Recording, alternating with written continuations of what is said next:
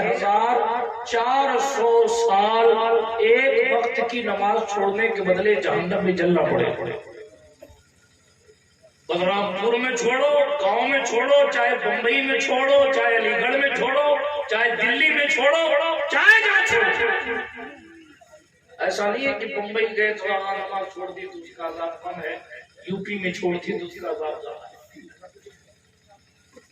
लेकिन अफसोस है कि हमें इन चीजों का इदराक क्या, ये सोच और ये फिक्र ही नहीं। सोचते हैं कि हम तो रात जलसे में जाकर बैठे थे, और जब जलसे में जाके बैठ गए तो हमारी सारी जिंदगी गुनाह माफ हुआ। नाजिम साहब ने खड़े होकर, आपका नहीं कह रहा, लेकिन हमारी सुन्नी जलसों के हालात हैं। नाजिम साहब ने खड़े होकर कह दिया, ओ मेरे सुन्नी जन्नती भाई, बस सीना छोड़ा, हम सब जन्नती। रात सनद मिल गई, सर्टिफिकेट मिल गया। मैंने अपनी 50 तकरीरों में कहा है, अहले सुन्नत का अकीदा जन्नतियों वाला जरूर है, मगर जनाब अमल की पूछ गछ होगी तो क्या दिखाओगे? दिखाओगे क्या? आज आप बावफा औलाद उसी को कहते हैं जो अपने माँ बाप की फरमाबरदारी करे, उसी को कहते हैं ना। अगर कोई आपका दोस्त, ये औलाद बड़ी चीज होगी, अगर कोई आपका दोस्त भी मौके पर आपको 500 रुपया नहीं देता तो आप बेवफा दो, गद्दार है, काम नहीं आया, मेरे जरूरत थी, मेरी जरूरत को महसूस नहीं किया, नहीं दिया पैसा, आप उससे नाराज होते हैं और आप कहते हैं कि ये वफादार, ये बेवफा शख्स। बात को ज्यादा दूर नहीं ले जाऊंगा, लेकिन एक गुलाम उसी वक्त बावफा कहलाता है जब वो अपनी आका की सुनता है। औलाद उसी वक्त बावफा कहलाती है जब अपने माँ बाप की फरमाबरदारी करती है। मुक्तदी उसी वक्त खुशबख्त कहलाते हैं जब वो अपने इमाम की रहनुमाई में अपनी जिंदगी गुजारते नजर आते हैं। और अल्लाह क्या इरशाद फरमा रहे, कुरान मुक़द्दस से मैंने बात शुरू करनी थी, उसी पर इल्म का मामला आ गया तो मैंने अर्ज किया कि कुरान हम पढ़ते नहीं, सही मालूम है, सूरह फातिहा के तर्जुमा नहीं मालूम लोगों को। पूरा कागज है मेरे कौम, जो आता है लिख देता है, बस वो आदमी समझता है कि हाँ भाई ये हम पूरे कागज पे हमको जिसने जो समझाया वही ठीक। अफसोस, सब अफसोस। कुरान मुक़द्दस की आयत करीमा, उलमा बैठे हैं, आप पूछें, अल्लाह इरशाद फरमाता है, इन्नल्लाह अश्तरा मिनल मुमिनीन अनफुसहुम व अमवालहुम बिअन्न लहुमुल जन्नह। आप कहते हैं ये खेत मेरा है, 1 लाख रुपया मेरा है, ये मोटरसाइकिल मेरी है, ये जान मेरी है। हालांकि कुरान क्या कह रहा है? कुरान इसमें शक करना भी कुफ्र, अल्लाह का कलाम क्या कह रहा है? इसको ना मानना तो बहुत दूर की बात हो गई इस्लाम के कानून के मुताबिक, इसमें शक करना भी इस्लाम के दायरे से खारिज कर देता है। क्या इरशाद वाला शान हुआ, बेशक अल्लाह पाक ने खरीद लिया है मोमिनीन से उनकी जानों को और उनके मालों को। अल्लाह ने हमारी आपकी जान भी खरीद ली, हमारी और आपकी जान के साथ साथ हमारा और आपका माल भी खरीद लिया। अल्लाह बदले में क्या दिया? तो कुरान ने कहा भी अन्ना लहुमुल जन्नह, इसके बदले में उनके लिए जन्नत है। यानी हमारी जान हमारी नहीं है, बिकी हुई, हमारा माल हमारा नहीं है, बिका हुआ। हालांकि अल्लाह ने ये मोहब्बत और कमाले करम की वजह से खरीदने का लफ्ज इस्तेमाल फरमाया जो उसकी शान के लायक है, वरना मालिक कभी चीजों को खरीदा नहीं करता, मालिक कभी चीजों को खरीदा नहीं करता। दुरूद शरीफ पढ़ लें, अल्लाहुम्मा सल्ली अला सय्यिदिना नबीना मौलाना मौलाना मोहम्मद व अला आलिल किराम वल करीम। खड़े होकर इस्तक़बाल कर लें। नारे तकबीर, नारे रिसालत, औलाद सय्यिदिना मौलाना मोहम्मद व अला आलिल किराम वल करीम गौसिल आज़म जिलानी। तो बिरादराने मिल्लत इस्लामिया, मैं अर्ज ये कर रहा था, संजीदगी से आज बातें कर रहा हूँ, गौर से सुनिएगा और हो सके तो अमल कीजिएगा ताकि जल्द से कामयाबी की दहलीज तक पहुंचे। हमारा मुआशरा, हमारा जहन ये बन गया है, मजमा खूब आ गया तो कमेटी वाले खुश हो जाते, अरे हमारा जलसा कामयाब हो गया। क्यों? का इतने लोग आ गए, हमारा जलसा कामयाब हो गया। मैं ये नहीं कहता कि लोग कम आए तो कामयाब होता है, لیکن میں یہ کہتا ہوں کہ لوگ باتوں پر عمل کریں تو جلسے کامیاب ہیں۔ اگر ہماری طرح چیخ پکار کر کے کوئی چلا جائے اور جو حال عین کا وہی حال غین کا رہے تو ظاہر بات ہے کہ کوئی فرق پڑنے والا نہیں۔ باتیں میری سمجھ آ رہی ہیں آپ کو؟ بہت خاموشی کے ساتھ بیٹھے ہیں، ایسا محسوس ہو رہا ہے کہ آپ سے عربی میں کلام کرنا چاہیے۔ آپ طاہر ہیں یا رسول اللہ؟ ماشاء اللہ۔ تو آیت کریمہ میں نے پڑھی، اللہ پاک ارشاد فرما رہا ہے مومنین کی جانوں کو بھی ہم نے خرید لیا، ان کے مالوں کو بھی خرید لیا۔ یعنی مومن کی جان بھی اس کی اپنی نہیں ہے، اس کا مال بھی اس کا اپنا نہیں ہے، مومن تو بکا ہوا ہے۔ آپ ہم کو کوئی کہہ دے کہ بکا ہوا ہے تو آپ ناراض ہو جاتے ہیں، بکا ہوا، حالانکہ قرآن کہہ رہا ہے آپ کو خرید لیا گیا۔ جب خرید لیا گیا تو مطلب بکے، لیکن بکے کہاں ہیں؟ قرآن نے کہا اللہ پاک نے خریدا ہے۔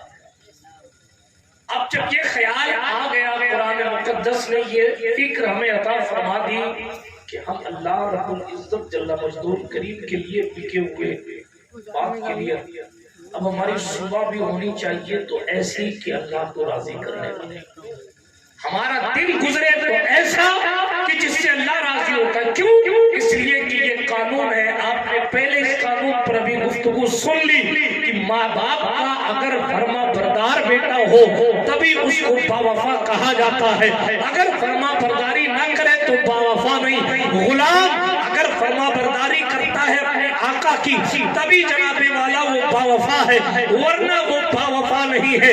بندے کو بھی یہی چاہیے کہ وہ اپنے مالک کی رضا تلاش کرے، اگر وہ اپنے مولا کو راضی کرنے کی کوشش کرتا ہے، اللہ کا اطاعت گزار بندہ بنتا ہے، تبھی تو وہ باوفا ہے۔ اور اگر اطاعت کی کوشش نہیں کرتا، اللہ کی فرما برداری کا تصور اپنی زندگی میں نہیں لاتا تو یقیناً اس کی وفاداری پر شک کیا جائے گا۔ وہ اپنے آپ میں صحیح معنوں میں سچا بندہ نہیں ہے، وہ اپنے آپ میں صحیح معنوں میں سچا مومن نہیں ہے، وہ اپنے آپ میں صحیح معنوں میں حضور کا سچا غلام نہیں ہے۔ اللہ کے رسول صلی اللہ علیہ وسلم کے دیوانوں، جب قرآن مقدس نے ہمیں نظریہ دے دیا کہ تم بکے ہو، تمہاری جانیں بک چکی ہیں، تمہارا مال بک چکا ہے، تو اب ہمارے پیسے شادیوں میں فضول خرچ نہیں ہونے چاہیے، بلکہ ہمارے پیسے اللہ رسول کی رضا کے لیے خرچ ہونے چاہیے۔ اب ہماری جوانی برائیوں میں خرچ نہیں ہونی چاہیے، بلکہ ہماری جوانی اللہ اس کے رسول کی رضا میں خرچ ہونی چاہیے۔ اللہ رب العزت نے یہ آنکھوں کی نعمت عطا فرمائی ہے، اور اتنی بڑی یہ نعمت ہے، پوری کائنات کی نعمتوں میں تمام نعمتیں اپنی اپنی جگہ مسلم ہے، مگر آنکھ کی نعمت اتنی بڑی نعمت ہے۔ اللہ اکبر، 500 سال کی عبادت ایک پلڑے میں رکھی جائے اور آنکھ کی نعمت ایک پلڑے میں رکھی جائے، 500 سال کی عبادت کم پڑ جائے گی، اتنی بڑی نعمت یہ اللہ کی دی ہوئی آنکھیں۔ مگر افسوس، اللہ نے آنکھیں دی تھی کہ معرفت خدا بندی تلاش کی جائے، اللہ نے آنکھیں اس لیے دی تھی تاکہ محبوب کو دیکھنے کی تڑپ پیدا ہو، اللہ نے آنکھیں اس لیے دی تھی کہ مدینے کی سرکار کا کلمہ پڑھتے ہو کبھی تصور کرو کہ حضور دکھتے کیسے ہوں گے، اللہ نے آنکھیں اس لیے دی تھی تاکہ اپنے ماں کی عزت کے ساتھ زیارت کر کے اس کے قدم چومو، تاکہ بیٹھے رہو بلرام پور میں اور بیٹھے بیٹھے حج مقبول کا ثواب ملتا ہے۔ آنکھیں اس لیے دی تھی کہ سادات کرام، علماء کرام کی زیارت کریں، مشائخ کرام کی زیارت کریں، اپنی بوڑھوں بزرگوں کی زیارت کریں۔ یہ کانسیپٹ ختم ہو گیا ہمارے یہاں سے، معاف کیجئے گا۔ اب گھر کے بوڑھوں کو بوجھ سمجھا جاتا ہے کیونکہ وہ پیسہ نہیں لاتے۔ اب بمبئی کمانے والا جوان یہ سوچتا ہے گھر میں چلا رہا ہوں، یہ تو بیٹھ کے یوں کھاتے رہتے ہیں، کھاٹ بچھا کے سوتے رہتے ہیں، ان کا کیا کام؟